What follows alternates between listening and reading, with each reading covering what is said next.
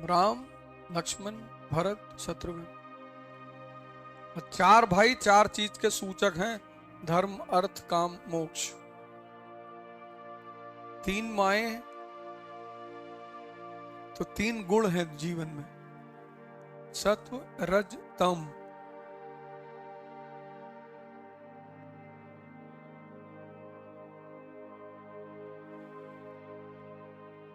कभी तुमको रामायण रामचरितमानस का मतलब क्या है अगर ये वास्तव में समझना है,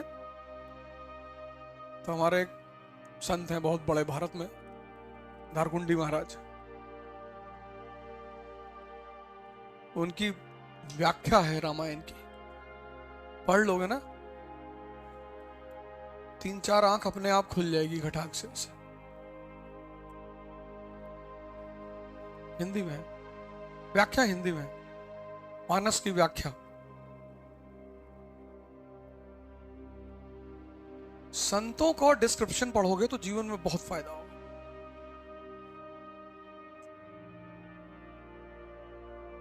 पुरोहित अच्छा काम करते हैं, थोड़ा सा इंफॉर्मेशन देते हैं, लेकिन उतनी गहराई से उनको धर्म की पकड़ नहीं होती। पुरोहित को सिर्फ थ्योरी पता होती है, जरूरी भी है, किसी भी धर्म का पुरोहित हो, हिंदू, मुसलमान, किसी भी धर्म का। तो हसन बसरी बसरा के थे, शेख सूफी थे, तो उनको नदी पार करके जाना होता था डेली। तो मस्जिद के मौलाना से उन्होंने कहा कि मौलाना साहब डेली नदी पार करना पड़ता है, 50 पैसा देना पड़ता है। तो मौलाना ने कहा कोई जरूरत नहीं है यार, दुआ पढ़ लिया करो, दुआ पढ़ के और नदी चले जाया करो इसे चलते हुए। तो उन्होंने कहा ठीक है, वो गए, दुआ पढ़े और पार हो गए चलते चलते। अब वो डेली यही करते थे, चल के चले आते थे, उतर आते। एक दिन मौलाना साहब फंस गए नदी किनारे, रात में नाव बंद हो गई। मौलाना साहब बसरी साहब को मिले, बोले यार हसन यार नदी पार करनी है। अरे बोले क्या, आप ही तो बताए थे हमको कि दुआ पढ़ लो निकल जाओ, तो आप भी पढ़ के निकल जाओ। तो बोले तुम निकल जाते हो? अरे बोले है, तब से तो यही कर ही रहे हैं। तो दुआ पढ़े हसन साहब और नदी पे चलते हुए चले गए, फिर लौट आए। मौलाना को लगा अरे यार हम ही बताए थे इसको। तो मौलाना भी पढ़ के चले, जैसे चले डूब गए।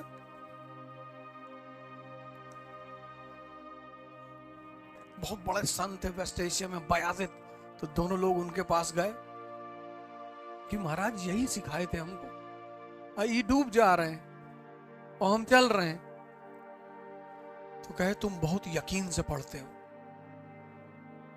इनको पता तो है, यकीन नहीं है।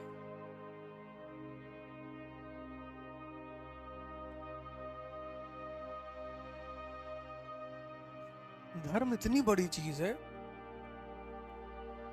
हम तो इतने लोग गाली वाली देते रहते हैं, ये है वो है, हम राम को नहीं मानते। बहुत अच्छा,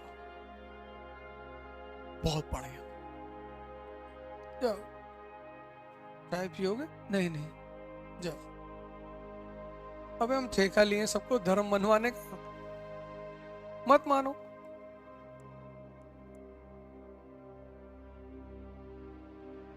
हैं? हम सबको ठेका लिए हैं, मत। बहुत हमारे दोस्त हैं, हम नहीं मानते, हम हिंदू धर्म को नहीं मानते, हम हनुमान को नहीं मानते। बहुत अच्छा, जाओ। बीड़ी पियोगे? नहीं नहीं, जाओ। तुम इतना लोड क्यों लेते हो? जब हिंदुस्तान के लोगों के पास मौका आया, मतलब हम अगर इस वक्त दलित होते तो हम अपनी टाइटल लिखते पांडे, शुक्ला, तिवारी, कौन रोक लेता हमको? सब दलितों को यही टाइटल लिखनी चाहिए। अगली जनरेशन कोई जाने नहीं पाएगा। नहीं, हम होते तो हम यही लिखते, 20 साल में सब एक्स मिक्स हो जाता, पता नहीं चलता ओरिजिनल वाले कौन है, नकली वाले कौन है। लेकिन ये चीज वोट बैंक के खिलाफ है। वोट बैंक, राजनीति जो ना कराए,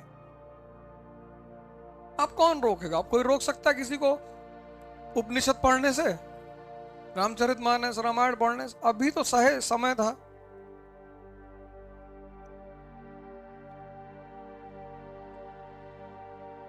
जाओ बीड़ी पीते हो, जाओ ऐश करो।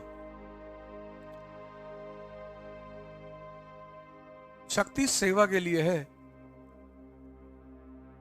इसलिए रामचंद्र जी भगवान है, कहीं भी मिसयूज नहीं करते। तो यूपी बिहार में तो हीरो होंडा स्प्लेंडर पे लिखा है उत्तर प्रदेश सरकार, मतलब जो स्विफ्ट पे लिखा है वो तो ठीक है, थोड़ी सी इज्जत है। स्प्लेंडर पे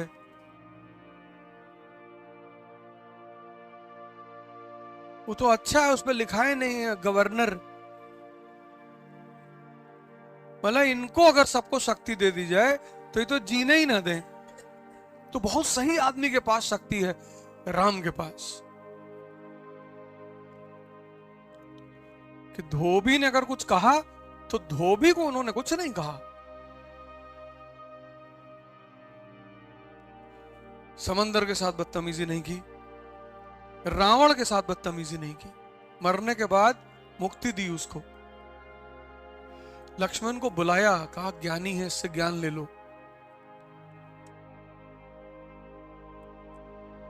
तब भगवान है। भगवान का मतलब यही है, जो शक्ति का सदुपयोग करना जाने, और शैतान मतलब जो शक्ति को मिसयूज करना जाने। शक्ति का मतलब यह नहीं होता कि बस लगा दो आर्मी और मार डालो सबको। जाओ कभी बस्तर उस्तर के आदिवासियों की स्थिति देखो,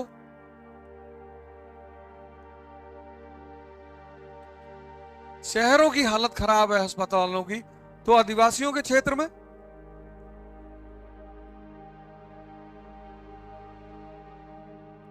ये तुम्हारे यहाँ एक सरकारी हॉस्पिटल है, उसमें एक्सरे मशीन नहीं है, बहुत फेमस हॉस्पिटल है कानपुर जैसे शहर में। मतलब अगर वहां आदमी जाता है, टीबी का हॉस्पिटल है वो, अगर वहां आदमी जाता है और टीबी का हॉस्पिटल है तो मानी सी बात है एक्सरे तो करना ही है। तो पेशेंट वहां दिखाए, एक्सरे कहीं और कराए। कानपुर कोई छोटा शहर नहीं है, बहुत नामी शहर है हिंदुस्तान में कानपुर।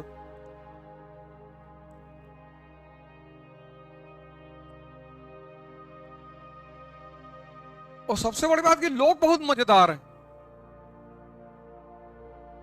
आप बोर नहीं हो सकते, यहां दुखी नहीं हो सकते, आप निराश, कोई ना कोई किस्सा सुना देगा आदमी।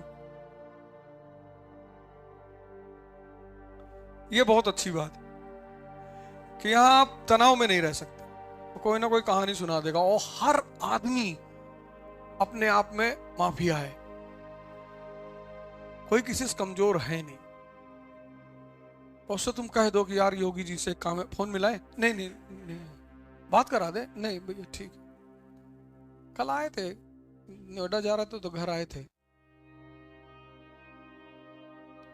तो गुटखा उटखा खिलाए उनको।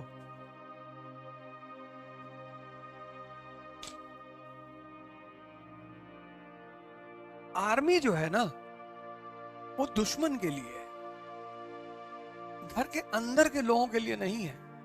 खैर इस देश में तो लोगों को प्रोटेस्ट करना आता ही नहीं। यहां अगर 100 लोग सड़क पे निकल गए तो सिवा बदतमीजी का कुछ नहीं करेंगे। प्रोटेस्ट एक बहुत अच्छी चीज है, जनतंत्र की आधारशिला है प्रोटेस्ट। 5000 लोग विधानसभा के सामने काली पट्टी बना के भजन गा रहे, या भजन नहीं भी गा रहे तो चुपचाप बैठे हुए, बस आपका प्रोटेस्ट चल रहा है, मीडिया रिपोर्टिंग कर रही है। लेकिन यहां जैसे भीड़ होती है वैसे हर मरा हुआ आदमी जिंदा हो जाता है। किसी की स्कूटर रोक लिए, किसी स्कूटी वाले तमाचा मार दिए। एक्चुअली मरे हुए आदमी की ताकत ही है भीड़। जो मरा हुआ है वो जैसे भीड़ पाता है वैसे उसके अंदर एनर्जी आ जाती। ट्रेन में घुस जाएगा, चेन खींच देगा, तब सरकार को कदम उठाना पड़ता है। तो सरकार के अपने अपने उसने इतने लोगों को रखा है सरकार ने, उसमें से एक विंग है आरएएफ, रैपिड एक्शन फोर्स। वो तो आंख में पट्टी बांध के मारती है। आरएएफ अगर लग गई तब मत जाना। आरएएफ अगर लग गई, वो ब्लू कलर का सूट पहनते हैं आर्मी वाली डिजाइन में, और मतलब 6 फीट से नीचे किसी की हाइट ही नहीं होती, सब 6 फीट, रॉड लिए होते हैं रबर का, और जब लाठीचार्ज का ऑर्डर होता है तो पट्टी रखे होते हैं, निकाल के बांध लेते हैं। जो सामने पड़ गया, जो पड़ गया उसको एक लाइन में स्प्रेड करते हैं, लाइन में, कैसे लाइन में बढ़ोगे तुम, तो जो सामने पड़ गया, सरकार है ना, उससे क्यों बदतमीजी कर रहे हो? कभी कभी तुम कोशिश करते हो किसी को डराने की, लेकिन वो इतना अंदर से परेशान होता है कि वो डरता नहीं।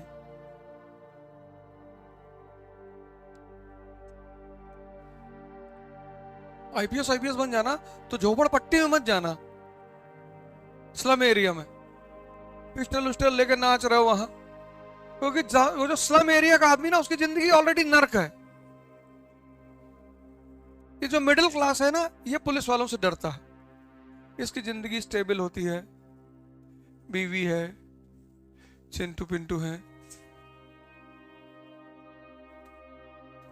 संडे को ले जाता उनको बैराज पे पिकनिक मनाने के लिए। पिकनिक में क्या मनाता ही हमको आज तक समझ में नहीं आया। मतलब एक बार हम गए थे, वहां एक दोस्त है, गए इंडिया गेट पे, अपना बेडशीट और शीट बिछाए, सब खाने पीने निकाले, हमने कहा मनाओ,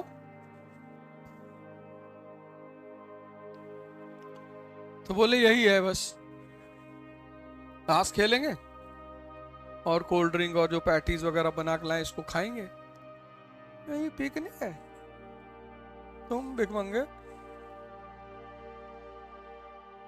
इतने देर में 10 गेम हो जाएगा चेस का, कुछ कैलकुलेशन हो जाएगी, इनको यहां मारना है, उनको वहां हटाना है, साजिश हो जाएगी, किसके साथ कौन सा कांड करना है। तो तुम यहां हरामखोरी में पेड़ के नीचे बैठे हो 4 घंटा। एक किताब का 10-20 पन्ना पढ़ लेगा आदमी 4 घंटे में।